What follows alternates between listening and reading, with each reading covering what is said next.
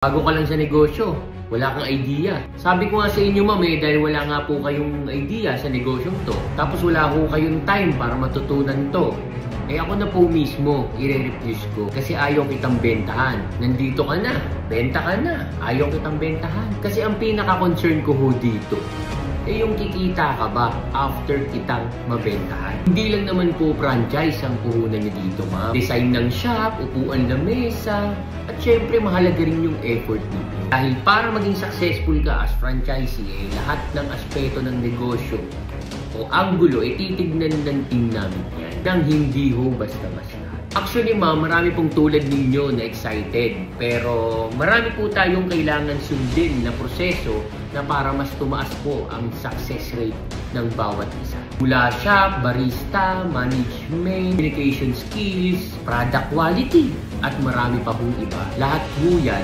pinagtutugma-tugma na.